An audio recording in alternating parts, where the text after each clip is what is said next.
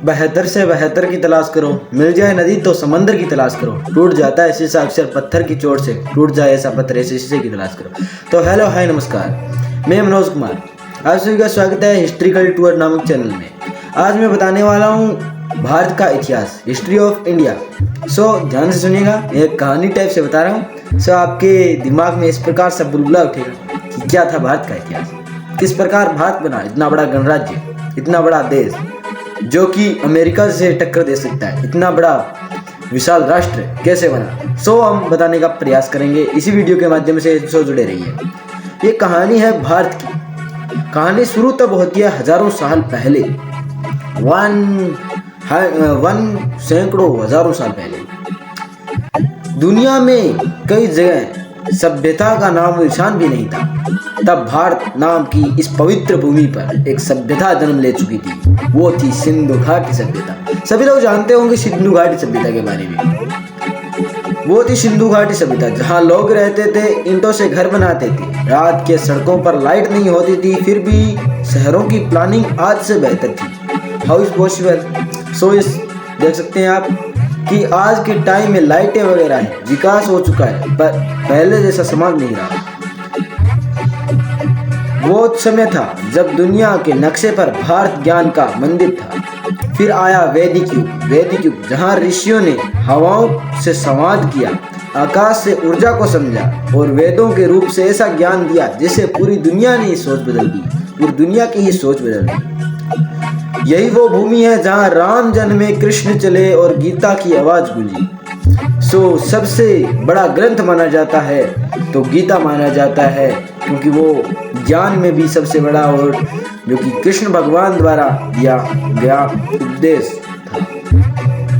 बौद्ध और जैन धर्मों का उदय इसी भारत भूमि से हुआ है। हजारों साल पहले जब दुनिया हिंसा में डूब चली थी, तब भारत ने गांधी से पहले अहिंसा का संदेश बुद्ध और महावीर गौतम बुद्ध, जिसे आप सभी लोग जानते होंगे, और महावीर के रूप में दिया। फिर इतिहास ने मोड़ लिया, राजपूतों की तलवार चमकी, हवाओं में वीरों की हुंकार गूंजी, चित्तौड़ की धरती ने, मेवाड़ों के शेरों ने राणा कुंभा, राणा सांगा और महान महाराणा प्रताप को जन्म दिया, जिनकी प्रतिज्ञा थी मैं सिर कटवा सकता हूं पर झुकूंगा नहीं। फिर आया दिल्ली के तख्त पर मुगलों का युग, अकबर ने साम्राज्य को जोड़ा, शाहजहां ने प्रेम के प्रतीक ताजमहल दिया, औरंगजेब के समय सब कुछ बदल गया, लेकिन भारत की आत्मा अटूट रही। अब वो समय आने वाला था जब दूर समुद्रों के पार से एक कंपनी आई जिसे व्यापार चाहिए था, पर उसने सत्ता हथियाने की ठान ली, जिसे आप जानते होंगे ईस्ट इंडिया कंपनी, जो कि इंग्लैंड से आई थी भारत पर कब्जा करने के, मतलब व्यापार करने के लिए आई थी, बाद में कब्जा करने। फिर शुरू हुआ भारत का सबसे कठिन दौर, ब्रिटिश शासन, इंग्लैंड अंग्रेजों के शासन। लेकिन भारत अभी हारा नहीं। 1857 में एक चिंगारी उठी, मंगल पांडे का विद्रोह है, झांसी की रानी का बलिदान और तात्या टोपे की गर्जना। भारत की धरती लाल हुई, लेकिन आजादी की लौ जल गई थी। फिर जन्म हुआ ऐसी आत्माओं का जिन्हें इतिहास हमेशा सलाम करेगा। गांधी के सत्य, भगत सिंह की क्रांति, सुभाष चंद्र बोस की गूंज, तुम मुझे खून दो मैं तुम्हें आजादी दूंगा। बहुत शानदार। और करोड़ों भारतीयों की आवाज एक हो गई, अब बस हमें आजादी चाहिए। 15 अगस्त 1947 यानी 1947 का दिन, सुबह का सूरज निकला, सदियों की गुलामी टूट गई। भारत ने दुनिया को बताया कि एक देश जिसे दबाया जा सकता है वह उभर भी सकता है, जिसे बांटा जा सकता है वह फिर से जुड़ भी सकता है, जिसे तोड़ा जा सकता है वह इतिहास बनकर उठ भी सकता है। आज का भारत कैसा है?